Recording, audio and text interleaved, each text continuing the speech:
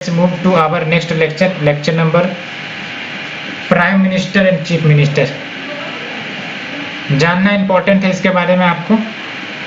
Prime minister आपको पता है executive head of the government, real executive, इन सब नामों के बारे में आपने सुना होगा। जबकि president nominal executive of the state, और इसलिए हम कह सकते हैं कि हमें प्राइम मिनिस्टर के बारे में थोड़ा सा डिटेल से जानने की जरूरत है। बिकॉज वैसे तो संविधान में प्राइम मिनिस्टर के बारे में उतना डिटेल में एलिजिबिलिटी क्राइटेरिया क्या है ये सब कुछ नहीं दिया गया है। जैसा हमने प्रेसिडेंट में देखा, प्राइम मिनिस्टर के रूप में आपका बहुत सारे जो एलिजिबिलिटी क्राइटेरिया दिए जाने चाहिए वो नहीं दिए गए।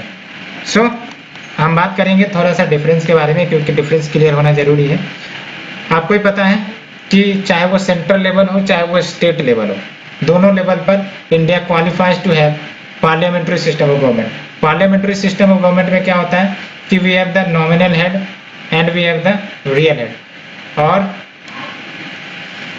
There is two houses. आपको पता है one is your lower house and the other is your upper house, और जो अपर हाउस होते हैं वो आपको पता है कि स्टेट्स को रिप्रेजेंट करते हैं। ये बात हो गई आपकी, है ना। तो पार्लियामेंट्री सिस्टम ऑफ गवर्नमेंट की बात करें तो आप देख सकते हो at the central level we have the president, and president nominal executive होते हैं, इन्हीं को डी ज्यूरी एग्जीक्यूटिव भी कहा जाता है, that is head of the country. और जो पीएम है वो आपका रियल एग्जीक्यूटिव होते हैं, that is your de facto executive, that is your head of the government. ये हो गया। और स्टेट लेवल पर बात करें तो गवर्नर, और फिर गवर्नर आपके नॉमिनल एग्जीक्यूटिव होते हैं, that is also de jure, because nominal को ही de jure कहते हैं। हेड ऑफ द स्टेट, यहाँ पर स्टेट बेसिकली ये जो राज्य है उनके लिए यूज किया गया है। हेड ऑफ द कंट्री कहो या फिर हेड ऑफ द स्टेट कहो, प्रेसिडेंट के लिए यूज किया जाता है, लेकिन स्टेट यहाँ पर थोड़ा प्रोडक्ट टर्म हो जाता है, वो पूरे कंट्री को रिप्रेजेंट करते हैं। और अगर हम सीएम की बात करें तो real executive that is head of the government, है ना। तो ये बातें हो जाती है। अब बात करते हैं कुछ डिस्टिंक्शन की जो प्राइम मिनिस्टर और चीफ मिनिस्टर को सेपरेट करती है। प्राइम मिनिस्टर के बारे में आर्टिकल 75 में आपका दिया गया है, और प्राइम मिनिस्टर अपॉइंट किए जाते हैं प्रेसिडेंट के द्वारा। जबकि चीफ मिनिस्टर आपका आर्टिकल 164 के तहत बताया गया है, जो अपॉइंट किए जाते हैं गवर्नर के द्वारा। और अगर हम बात करें अपॉइंटमेंट एंड ओथ की, तो याद रखना है आपको constitution does not contain any specific procedure. मैंने आपको बताया था कि अगर कॉन्स्टिट्यूशन को पढ़े तो कॉन्स्टिट्यूशन में प्राइम मिनिस्टर चीफ मिनिस्टर के अपॉइंटमेंट के लिए प्रक्रिया जैसे प्रेसिडेंट के लिए बताई गई है, इलेक्टोरल कॉलेज या फिर ये या फिर वो, प्राइम मिनिस्टर चीफ मिनिस्टर के लिए नहीं बताई गई है ना। तो constitution does not contain any specific procedure. Convention of parliamentary system में ये होता है कि जो लीडर चुने जाते हैं मेजोरिटी पार्टी के, उसे ही प्राइम मिनिस्टर या फिर चीफ मिनिस्टर के रूप में चुन लिया जाता है। और आपको पता है जब क्लियर मेजोरिटी ना हो तो प्रेसिडेंट या गवर्नर अपने पर्सनल डिस्क्रिशनरी पावर का एंजॉय करते हैं, और वो चुनते हैं कि किसे प्राइम मिनिस्टर या सीएम बनाया जाए। याद रखना प्राइम मिनिस्टर के लिए प्रेसिडेंट हो गए, सीएम के लिए गवर्नर हो गए, तो है ना। तो जब क्लियर कट मेजोरिटी नहीं होती है तो पर्सनल डिस्क्रिशन एंजॉय करते हैं in the selection and appointment of PM या सीएम। एंड पीएम या सीएम को फिर जाके वोट ऑफ कॉन्फिडेंस सीक करना पड़ता है with in a month in their respective house. देख सकते हो यहाँ पर टर्म भी दिया गया है, पीएम या CM has to seek vote of confidence within a month in their respective house. And फिर अगर अदर प्रोविजन की बात करें तो व्हेन द पीएम या CM in office suddenly die कर जाते हैं, यानी कि उनकी मृत्यु हो जाती है, तो अगर कोई ऑब्वियस यानी कि नेक्स्ट सक्सेसर नहीं मिल रहा है तो प्रेसिडेंट या गवर्नर वो एक्सरसाइज करते हैं अपने इंडिविजुअल जजमेंट को, यानी कि सिंपली पर्सनल डिस्क्रिशन को in the selection and appointment of the PM या CM. Constitutionally, PM या CM may be a member of any of the two house of parliament या state legislature. ये याद रखना है ना। यानी कि सिंपल भाषा में कहे तो जो प्राइम मिनिस्टर है वो राज्यसभा से भी आ सकते हैं, लोकसभा से भी आ सकते हैं। उसी प्रकार से सीएम जो है लेजिस्लेटिव काउंसिल से आ सकता है या फिर लेजिस्लेटिव असेंबली से आ सकता है। ये याद रखना है, कॉन्स्टिट्यूशनली बात कही गई है।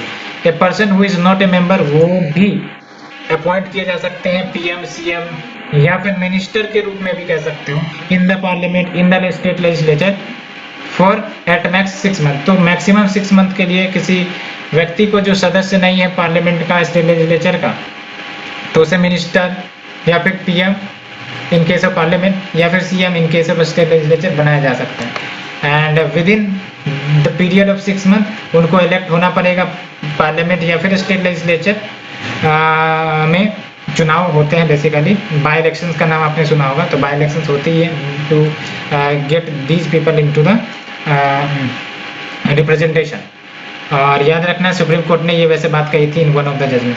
टर्म की बात करें तो बोथ सीएम का टर्म हो या फिर पीएम का टर्म हो, संविधान ने फिक्स नहीं किया है। Holds office during the pleasure of president. और फिर देख सकते हो यहाँ पर जो आपका गवर्नर का टर्म है ये भी फिक्स नहीं किया गया है, गवर्नर नहीं सीएम का। Holds office during the pleasure of governor. और आप वैसे ये भी बात सही है कि गवर्नर का भी टर्म संविधान में फिक्स नहीं किया गया, वो भी प्लेजर ऑफ प्रेसिडेंट ही है। उसी प्रकार से सीएम है, पीएम है, इनका भी टर्म फिक्स नहीं है कि 5 साल 7 साल 8 साल 10 साल, अनलाइक प्रेसिडेंट जिनका टर्म 5 इयर्स फिक्स किया गया। सैलरी की बात करें तो याद रखना है पार्लियामेंट के द्वारा डिटरमाइन करी जाती है आपके मेंबर ऑफ पार्लियामेंट का, या फिर यूँ कह सकते हो पीएम का। उसी प्रकार से जो सैलरी है सीएम की या फिर member of state legislative assembly की, वो स्टेट लेजिस्लेचर डिटरमाइन करती है। और अगर हम बात करें पावर एंड फंक्शंस की, तो पावर एंड फंक्शंस तो काफ़ी ज़्यादा है भाई साहब इनके पास। Article 73 for the prime minister and article 163 for the chief minister. इसके तहत होता क्या है कि जो काउंसिल ऑफ मिनिस्टर्स होंगे हेडेड बाय पीएम या सीएम, वो एड एंड एडवाइस करेंगे प्रेसिडेंट या फिर गवर्नर को on the exercise of his function. ये इंपॉर्टेंट आर्टिकल है, article 74 for the prime minister, जिसके तहत ये बोला गया है कि जो काउंसिल ऑफ मिनिस्टर है headed by prime minister to aid and advice the president on the exercise of his function. उसी प्रकार से आर्टिकल 163 क्या कहता है आपका, council of minister with CM as the head will aid and advise the governor on exercise of his function. Article 75 and similar for the state administration में Article 164, इसमें क्या बोले गए हैं कि other minister shall be appointed by president। ये basically आपके MPs के लिए बात करी जा रही है, यानी कि आपको पता है जो मेंबर ऑफ पार्लियामेंट होते हैं उसी में से आपका काउंसिल ऑफ मिनिस्टर निकलता है, तो वही तो हो गए आपके मिनिस्टर। तो ये जो काउंसिल ऑफ मिनिस्टर है वो चुने जाते हैं, अपॉइंट किए जाते हैं प्रेसिडेंट के द्वारा, जबकि स्टेट काउंसिल ऑफ मिनिस्टर जो है वो चुने जाते हैं, चुनने का मतलब अपॉइंट किए जाते हैं गवर्नर के द्वारा on the advice of PM या CM respectively. And all ministers shall hold office during the pleasure of president या गवर्नर। ये याद रखना, all ministers shall hold office during the pleasure of president या गवर्नर। यहाँ पर प्राइम मिनिस्टर नहीं है ना, प्लेजर ऑफ प्रेसिडेंट या गवर्नर, बिकॉज प्लेजर इसीलिए क्योंकि प्रेसिडेंट या गवर्नर हटा सकते हैं इनको। And shall be collectively responsible to the house of people या legislative assembly of the state. और याद रखना है रेजिग्नेशन और डेथ ऑफ पीएम या सीएम ऑटोमेटिकली डिसॉल्व कर देता है काउंसिल ऑफ मिनिस्टर को। याद रखना, अगर इंडिविजुअल मिनिस्टर का डेथ या फिर रिजाइन होता है तो फिर आपका काउंसिल मिनिस्टर नहीं डिसॉल्व होंगे, लेकिन पीएम या सीएम का अगर डेथ हो गया या रेजिग्नेशन हो गया तो automatically council of minister dissolve हो जाएंगे। अब कुछ आर्टिकल्स को रिमेंबर करने के लिए, ये तो आपको ही पता होगा, difference of 89 central and state government. Let से कि कोई सेंट्रल गवर्नमेंट का आर्टिकल है, अब स्टेट गवर्नमेंट के लिए लागू करना है तो 89 जोड़ दिए जाते हैं ना। तो देख सकते हो difference of 89 between central and state government, that is executive plus legislative organ. In most of the case all में नहीं होते। For example appointment of PM, तो हमने देखा पीएम के लिए अपॉइंटमेंट क्या है आपका आर्टिकल 75, उसमें 89 जोड़ दो तो आपका 164 आ जाता है। तो ये हमने डिस्कस किया प्राइम मिनिस्टर एंड सीएम के बारे में। नेक्स्ट सीरीज में हम लोग central and state council of minister एक साथ डिस्कस करेंगे। Central council of minister part 5 और state council of minister part 6। ये पार्ट आज के बहुत इंपॉर्टेंट हो गए, याद रखने पड़ेंगे आपको। तो सेंट्रल काउंसिल ऑफ मिनिस्टर्स के बारे में आपने अच्छे से पढ़ा होगा। State council of ministers, central council of minister, ये सब एक इम्पॉर्टेंट पार्ट कह सकते हो, जिनका काम कहीं ना कहीं एड एंड एडवाइस देना होता है प्रेसिडेंट या फिर गवर्नर को। इसके साथ साथ ये आपके एग्जीक्यूटिव फंक्शंस भी परफॉर्म करते हैं। सो हम इसे डिटेल से डिस्कस करेंगे। आपको भी पता है कि जो पोर्टफोलियो सिस्टम है, पोर्टफोलियो सिस्टम को इनडायरेक्टली डिपार्टमेंटल सिस्टम भी कहते हैं। डिपार्टमेंटल यानी कि इसमें क्या होते हैं कि डिफरेंट मिनिस्टर्स को एक डिफरेंट डिपार्टमेंट दे दिया जाता है। आज आप देख सकते हो कि there is a ministry of home affairs, there is ministry of culture, there is ministry of tourism. ये सब क्या है? पोर्टफोलियो सिस्टम है, डिपार्टमेंटल सिस्टम है। अलग अलग मिनिस्ट्री अलग अलग इंडिविजुअल के हाथों में दे दी गई है जो इंडिपेंडेंट डिसीजन लेते हैं। तो ये है आपका पोर्टफोलियो सिस्टम। तो पोर्टफोलियो सिस्टम लॉर्ड कैनिंग के द्वारा स्टार्ट करी गई थी इंडियन काउंसिल एक्ट 1861 के तहत। याद रखना है आपको। पोर्टफोलियो सिस्टम इंट्रोड्यूस हुई लॉर्ड कैनिंग के द्वारा और इंडियन काउंसिल एक्ट 1861 से आपका पोर्टफोलियो सिस्टम आ गया था। यूनाइटेड किंगडम में council of minister real executive होते हैं और कन्वेंशन पर आधारित है। भारत में system of council of minister codified साथ ही साथ इंडियन कॉन्स्टिट्यूशन में मेंशन करी गई है। अभी तो हमने बात की article 74 for the national level, that is your council of minister to aid and advise the president, जबकि article 163 council of minister to aid and advise the governor. ये दो बातें हमने डिस्कस किया। सो अगर हम बात करें पैरामीटर की, जिसमें आपका सेंट्रल काउंसिल ऑफ मिनिस्टर आ जाते हैं, स्टेट काउंसिल ऑफ मिनिस्टर आ जाते हैं, तो फिर अपॉइंटमेंट, ओथ एंड सैलरी की बात करते हैं सबसे पहले। यानी कि central council of minister, appointment, oath and salary. देख सकते हो साफ साफ कहा गया है संविधान में अकॉर्डिंग टू आर्टिकल 75 कि PM shall be appointed by president. बस इतना ही कहा गया है, PM shall be appointed by president. And दूसरी बात जो कही गई है वो अदर मिनिस्टर्स के लिए कही गई है। पीएम के लिए बस इतना कहा गया है, PM shall be appointed by president. Other qualifications of the PM ये सब कुछ भी नहीं दी गई है। Other ministers are appointed by president on the advice of prime minister, ये बातें भी है। एंड ये याद रखना है, ये जरूर याद रखना है, हर मिनिस्टर को ओथ लेना पड़ता है। दो ओथ लेते हैं, एक तो ओथ ऑफ सेक्रेसी, और जब वो मेंबरशिप अपनाते हैं पार्लियामेंट का तब उनको ओथ लेना पड़ता है। और याद रखना है oath to every new minister, minister को जो ओथ दिलवाए जाते हैं वो प्रेसिडेंट के द्वारा एडमिनिस्टर किए जाते हैं। आपको पता होना चाहिए अच्छे से। Oath to every new minister is administered by the president. Salary जो है आपका मिनिस्टर्स का पार्लियामेंट डिटरमाइन करती है, ये इंपॉर्टेंट बात है। Salary is not determined by president, it is determined by parliament. तो salary is determined by parliament. Oath to the new minister is administered by president, ये याद रखना है ना। एंड फिर देख लो आप, other ministers are appointed by president on the advice of prime minister and PM shall be appointed by president, article 75 कहता है। जबकि स्टेट काउंसिल ऑफ मिनिस्टर की बात करें तो इसमें बोलते हैं कि CM shell be appointed by governor, यहाँ पर आपका प्रेसिडेंट नहीं होगा, ये याद रखना है आपको, article 164। And other ministers are appointed by governor on the advice of chief minister, similar provision है जैसा कि आप सेंट्रल काउंसिल ऑफ मिनिस्टर में देखते हो। और यहाँ पर जो ओथ दिए जाएंगे, दिलवाए जाएंगे न्यू मिनिस्टर को, एडमिनिस्टर करे जाते हैं governor of state. Salary state legislature determine करती है। और अगर हम बात करें कॉन्स्टिट्यूशनल प्रोविजन क्या है, तो आर्टिकल 74 की बात तो हमने किया था, जिसके तहत council of minister, that is your central council of minister to aid and advise the president. Article 163 की बात मैंने की थी, जिसके तहत council of minister to aid and advise the governor. और फिर यहाँ पर देख लो, प्रेसिडेंट या governor shall act in accordance to advice of central council of minister या स्टेट काउंसिल ऑफ मिनिस्टर, जिसमें आपका पीएम या सीएम वो हेड होंगे, ये आपको ही पता है। और प्रेसिडेंट जो है वो रिकंसिडरेशन ऑफ एडवाइस के लिए बोल सकते हैं, बट आपको ही पता है कि एक बार फिर से अगर रिकंसिडर्ड एडवाइस प्रेसिडेंट के पास या फिर गवर्नर के पास पहुंचती है तो वो बाइंडिंग हो जाती है ना। तो president can ask for reconsideration of advice tendered, but then reconsideration advice is binding. And advice जो दिए जाते हैं सेंट्रल काउंसिल ऑफ मिनिस्टर या फिर स्टेट काउंसिल ऑफ मिनिस्टर के द्वारा can not be inquired by any court, ये जरूर याद रखना है, ये जरूर याद रखना है। Advice tendered by central council of minister या state council of minister can not be inquired by any court. And अगर लोकसभा या स्टेट लेजिस्लेटिव असेंबली का डिसोल्यूशन हो भी जाता है तब भी सेंट्रल काउंसिल ऑफ मिनिस्टर या state council of minister doesn't cease to hold office, ये याद रखना है। Why doesn't cease to hold office? Because article 74 and article 163 को फुलफिल करने के लिए। क्यों? क्योंकि आर्टिकल 74 में क्या करता है कि there shall be council of minister to aid and advice the president, है ना। तो इसका मतलब अगर Lok Sabha state legislative assembly dissolve हो जाता है तो काउंसिल ऑफ मिनिस्टर तो होने चाहिए ना, तभी तो प्रेसिडेंट को एड एंड एडवाइस दिया जाएगा, अदरवाइज कॉन्स्टिट्यूशनल क्राइसिस आ जाएगा। दैट्स व्हाई इसीलिए सुप्रीम कोर्ट का ये फैसला 1971 में आया था कि इवन आपका डिसोल्यूशन है लोकसभा या स्टेट लेजिस्लेटिव असेंबली का, तो सेंट्रल काउंसिल ऑफ मिनिस्टर या state council of minister does not cease to hold office.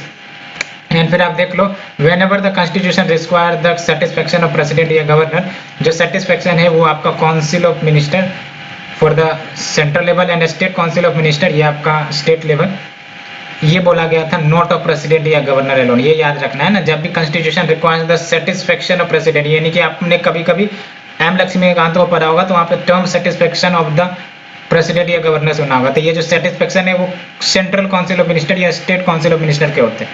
President या गवर्नर अकेले नहीं सेटिस्फेक्शन पे वर्क करते हैं। एंड अगर हम सर्टेन ये कॉन्स्टिट्यूशनल प्रोविजन की ही बात कर रहे थे तो आर्टिकल 75 या फिर स्टेट लेजिस्लेचर के लिए 164 इसकी बात करें तो ये याद रखो कि जो मिनिस्टर्स हैं वो प्रेसिडेंट या फिर स्टेट के लिए गवर्नर के द्वारा अपॉइंट किए जाते हैं on the advice of PM या CM and hold office during the pleasure of president या गवर्नर। ये याद रखना है, प्लेजर ऑफ प्रेसिडेंट या गवर्नर।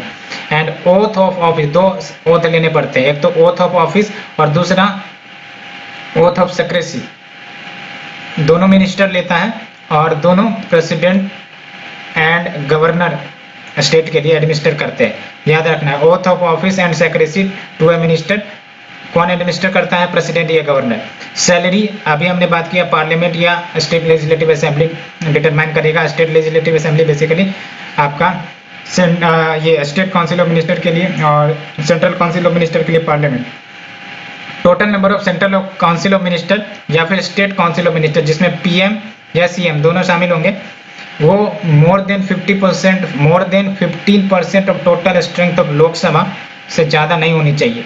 सिंपल कहा जाए, याद रखना है कि लेट से कि आपका लोकसभा का जो टोटल स्ट्रेंथ कितना है, आई थिंक कि 552 है, तो इसका अगर आप 15% निकालोगे तो इससे ज़्यादा आपका सेंट्रल काउंसिल ऑफ मिनिस्टर नहीं हो सकता। उसी प्रकार से स्टेट काउंसिल ऑफ मिनिस्टर की बात करें तो डिफरेंट स्टेट लेजिस्लेचर में डिफरेंट टोटल स्ट्रेंथ होते हैं, उसके अकॉर्डिंग 15% निकाल लो और वो एट मैक्स स्ट्रेंथ हो जाएंगे। तो ये याद रखना है। हालांकि ये ओरिजिनल संविधान में मेंशन नहीं था, 91st CAA 2003 में लाया गया, कॉन्स्टिट्यूशनल अमेंडमेंट एक्ट 2003 में लाया गया 91st CAA, जिसके तहत ये आपका मैक्स लिमिट 15% लगाया गया काउंसिल ऑफ मिनिस्टर के ऊपर। और ये याद रखना है, exact size and classification mention नहीं किया गया है कॉन्स्टिट्यूशन में। ये डिटरमाइन की जाती है प्राइम मिनिस्टर या फिर चीफ मिनिस्टर के द्वारा एज पर टाइम। एग्जैक्ट साइज मतलब समझ रहे, ये तो 15% मैक्सिमम स्ट्रेंथ हो गया, लेकिन उसके अंदर क्या 20 या 30 या 40 ये हो गया आपका साइज, इसके बारे में संविधान ने मेंशन नहीं किया है ना। और ये डिटरमाइन करते हैं पीएम या सीएम के द्वारा as per the need and requirements of the situation. और फिर देख सकते हो number of ministers in the state legislature, जिसमें आपका सीएम भी है, in a state shall not be less than 12। ये याद रखना है आपको, ये भी आपका 91st CAA 2003 के तहत ला दिया गया था। क्योंकि आप समझ सकते हो बहुत सारे स्टेट लेजिस्लेचर ऐसे होंगे जो अगर 15% क्राइटेरिया को फॉलो कर भी लेते हैं तो भी उनका जो टोटल काउंसिल ऑफ मिनिस्टर होगा वो इतना ज़्यादा नहीं होगा कि वो गवर्नमेंट को रन करे, इसलिए मिनिमम थ्रेशोल्ड में सेट कर दी गई थी, है ना। साफ साफ बोल दिया गया था, number of minister in a state legislature including the CM in a state shall not be less than 12। ये आपका 91st CAA 2003। एंड फिर देख सकते हैं यहाँ पर सेंट्रल काउंसिल ऑफ मिनिस्टर या state council of minister collectively responsible to Lok Sabha not the parliament या स्टेट लेजिस्लेटिव असेंबली। ये तो आपको पक्का रट लिए गए होंगे, कलेक्टिवली रेस्पॉन्सिबल टू लोकसभा। वैसे यूपीएससी 2 बार क्वेश्चन पूछ चुकी है, एक तो ये होता है कि collectively responsible to parliament in general, ये भी स्टेटमेंट सही है, बट ये स्टेटमेंट अगर जहां दिया हो कि central council of minister collectively responsible to Lok Sabha, तो ये सबसे उचित एंड एक्यूरेट स्टेटमेंट होगा, है ना। तो ये याद रखना है आपको। तो हमने ये डिस्कस किया, सेंट्रल काउंसिल ऑफ मिनिस्टर या फिर state council of minister collectively responsible to Lok Sabha not the parliament या स्टेट लेजिस्लेटिव असेंबली। हाँ, ये याद रखना है। और स्टेट काउंसिल ऑफ मिनिस्टर किसके लिए रिस्पॉन्सिबल है, स्टेट लेजिस्लेटिव असेंबली के लिए, ये याद रखना है, ऐसा नहीं सेग्रीगेट यहाँ पे कर लेना। Central council of minister collectively responsible to Lok Sabha, state council of minister collectively responsible to state legislative assembly. And याद रखना, person not a member of any house can become minister maximum duration 6 month के लिए, because उसके बाद वो cease to exist in the office, यानी कि उसी के बीच में उनको इलेक्शन बाय इलेक्शन करवा कर उनको चुनना पड़ेगा, मेंबर बनना पड़ेगा। And A member who is disqualified on the ground of defection shall also be disqualified to be appointed as minister। ये याद रखना है आपको। 3 इंपॉर्टेंट प्रोविजन जो 91st CAA 2003 में किए गए वो आप देख सकते हो। एक तो 15% of total strength of Lok Sabha size set किया गया, दूसरा ये कि मिनिमम साइज क्या हो तो 12 रखा गया, ये भी आपका उसी से हुआ। जो तीसरा है ये आप देख सकते हो कि मेंबर जो डिस्क्वालीफाई हो गया है on the ground of defection, defection मतलब तो आप भी समझते हो दल बदल, और उसके लिए we have the anti defection law. तो on the ground of defection अगर डिस्क्वालीफाई हो गया तो वो मिनिस्टर के रूप में भी नहीं बैठ सकता। मेंबर के रूप में डिस्क्वालीफाई हो गया तो मिनिस्टर के रूप में भी वो नहीं बैठ सकता। ये आपका 91st CAA 2003 में डाला गया था। एंड फिर देख लो आपका आर्टिकल 88 177, ये आर्टिकल 88 सेंट्रल लेवल पर, 177 आपका स्टेट लेवल पर। इसमें क्या होता है आपका, every minister have right to speak and take part in the proceeding of both the house but can only vote where he is a member. तो ये बात हो जाती है ना, तो every minister have right to speak and take part in the proceeding of both the house but can only vote where he is a member. और फिर यहाँ पर आप देख लो, ए minister who is a member of one house of the parliament या state legislature, उनको right to speak का अधिकार है and right to take part in the proceeding of the other house, लेकिन he can vote only in the house of which he is a member. ये बात आपको याद रखना है। मिनिस्टर जो एक हाउस के सदस्य होंगे या फिर जो मिनिस्टर स्टेट लेजिस्लेचर के सदस्य होंगे, उनको right to speak, right to take part in proceeding in other house, यानी कि अगर लेट से कि मेंबर है लोकसभा का तो वो राज्यसभा में बोल सकते हैं, प्रोसीडिंग में पार्टिसिपेट कर सकते हैं, लेकिन वोट करने की बात लॉजिकली अगर सोचा जाए तो वहीं पर होगी जिसमें वो सदस्य होगा। अदरवाइज सारे मिनिस्टर्स उठ के आके वोट करने नहीं लगेंगे, लॉजिक अगर देखा जाए तो ये बात हो जाती है। एंड अगर हम बात करें रेस्पॉन्सिबिलिटी ऑफ मिनिस्टर की, तो कलेक्टिव रेस्पॉन्सिबिलिटी, इंडिविजुअल रेस्पॉन्सिबिलिटी, इनकी बात करते हैं। कलेक्टिव रेस्पॉन्सिबिलिटी की तो हमने बात कर लिया, जिसमें आपका जो काउंसिल ऑफ मिनिस्टर है वो कलेक्टिवली रिस्पॉन्सिबल होता है, यानी कि एज ए टीम वर्क करते हैं, दे स्विम्स या फिर सिंक्स टुगेदर, यानी कि अगर प्राइम मिनिस्टर या सीएम रिजाइन कर देगा तो पूरा काउंसिल ऑफ मिनिस्टर खत्म हो जाएगा। और अगर कोई डिसीजन लिया जाना है, एक बार आपका डिसीजन लिया गया और फाइनलाइज हो गया तो भले ही 5 मेंबर या जो भी मेंबर असहमत हो रहे हो, बाहर निकलकर उनको बोलना है, उनके पॉलिसी को सहमति जतानी ही है। इसी को कहते हैं वर्क एज ए टीम, है ना, they sinks and swims together. And if Lok Sabha या state legislative assembly passes no confidence motion, entire central council of minister या फिर स्टेट काउंसिल ऑफ मिनिस्टर उनको रिजाइन करना पड़ेगा, including the minister from Rajya Sabha या state legislative council. और फिर देख सकते हो cabinet decisions are binding on all cabinet mission and other minister. And अगर कोई मिनिस्टर डिसएग्री करता है with a cabinet decision and it is not prepare to defend it, तो उनको रिजाइन कर देना है। फॉर एग्जांपल रिसेंट एग्जांपल हमने देखा, Akali Dal MP resigns as minister on farm law issue, ये बात है ना। और इंडिविजुअल रिस्पॉन्सिबिलिटी में क्या है कि आपका स्टेट दैट हैज मिनिस्टर वो अपनी ऑफिस होल्ड करते हैं, ये तो हमने आपको बताया, during the pleasure of the president, है ना। इंडिविजुअल रिस्पॉन्सिबिलिटी मतलब ये हुआ कि जो मिनिस्टर्स है वो होल्ड ऑफिस करते हैं during the pleasure of president. इसका मतलब प्रेसिडेंट मिनिस्टर को हटा सकते हैं at any time when the council of minister enjoys confidence of Lok Sabha on the advice of prime minister. या सिंपल शब्द में बोले तो प्राइम मिनिस्टर अगर प्रेसिडेंट को रिकमेंड कर दिया कि है प्रेसिडेंट साहब इस मिनिस्टर को हटा दो, तो प्रेसिडेंट हटा देंगे। तो प्रेसिडेंट हटा रहे, इसका मतलब प्लेजर ऑफ प्रेसिडेंट, बिकॉज कोई रेस्ट्रिक्शन नहीं है, प्राइम मिनिस्टर ने अगर रिकमेंड कर दिया तो हटा दिए जा सकते हैं।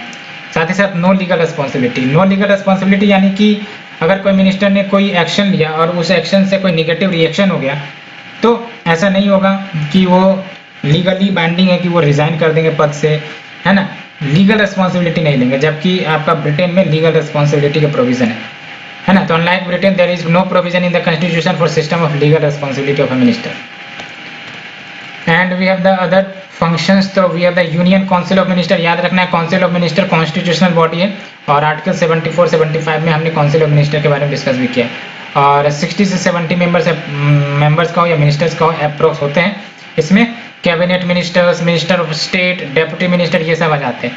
और ये जनरली मीट नहीं करते हैं as a body to transact the government businesses. तो कौन मीट करता है इनके जगह पर? तो कैबिनेट मीट करते हैं, है ना। बट जब डिसीजन इंप्लीमेंट करने की बात आती है which is taken by the cabinet, तो इनको इंप्लीमेंट करना ही पड़ता है क्योंकि इसमें सारे मिनिस्टर्स आ जाते हैं। कैबिनेट की बात करें तो देख सकते हो कैबिनेट जो टर्म है, याद रखना है, संविधान में डाला गया है, ओरिजिनली नहीं मेंशन था, बट 44 CAA 1978 आर्टिकल 352 में डाला गया। ये अच्छे से याद रखना, आर्टिकल 352 में 44 CAA कर कैबिनेट टर्म को डाला गया है, जिसमें साफ साफ सिर्फ इतना बोला गया है, कैबिनेट को डिफाइन किया गया, बट कैबिनेट के पावर क्या है, फंक्शन क्या है, इसके बारे में कुछ भी नहीं बोला गया। कैबिनेट स्मॉलर बॉडी है, 15 से 20 मेंबर्स होते हैं and include the cabinet ministers only and meets as a body frequently and decision लेते हैं regarding the transaction of government businesses and supervises the implementation of decision by the council of minister. ये बात है। Kitchen cabinet की बात करें तो देख लो, इनफॉर्मल बॉडी है, इसमें आपका प्राइम मिनिस्टर एंड 2 से 4 इन्फ्लुएंशियल कलीग्स होते हैं जिसमें he has a faith and with home he can discuss every problem, जिसको इनर कैबिनेट कहते हैं या फिर किचन कैबिनेट कहते हैं, जो अब रियल सेंटर ऑफ पावर बन रहा है। और इसमें सिर्फ कैबिनेट मिनिस्टर नहीं होते हैं बट आउटसाइडर्स भी होते हैं, जैसे फ्रेंड्स फैमिली हो गए है ना, जो कहीं ना कहीं इन्फ्लुएंस कर सकते हैं decision of the cabinet. Phenomenon of kitchen cabinet ये भारत में यूनिक नहीं है, यूएसए ब्रिटेन में भी एग्जिस्ट होता है ना, तो याद रखना किचन कैबिनेट संविधान में मेंशन नहीं है, इनफॉर्मल बॉडी है जिसमें पीएम और उनके जो 2-4 सबसे क्लोज एंड इन्फ्लुएंशियल कलीग है वो आ जाते हैं और उन्हीं सबसे मिल बैठकर सारे डिसीजन लेने का प्रयास करते हैं, सारे प्रॉब्लम डिस्कस करते हैं, जिसको हम कह सकते हैं इनर कैबिनेट, यानी कि कैबिनेट के भी अंदर घुस जाते हैं इनर कैबिनेट या फिर किचन कैबिनेट। ये real power of the centre of the power बनेगा, compose of not only cabinet minister but also outsider, एक फ्रेंड या फैमिली। जबकि कैबिनेट में क्या होता है, जो आपके जो मिनिस्टर्स होते हैं वो मीट करते हैं, आउटसाइडर्स इन्विटेशन के द्वारा आ सकते हैं। सो ये हमने डिस्कस किया डिटेल से। अब नेक्स्ट लेक्चर सीरीज में हम लोग पार्लियामेंट चैप्टर को डिटेल से डिस्कस करेंगे, क्योंकि महत्वपूर्ण चैप्टर है ये और काफ़ी डिटेल से डिस्कस करना भी होगा। So in the next lecture we will discuss. So for now, thank you friends, thank you very much.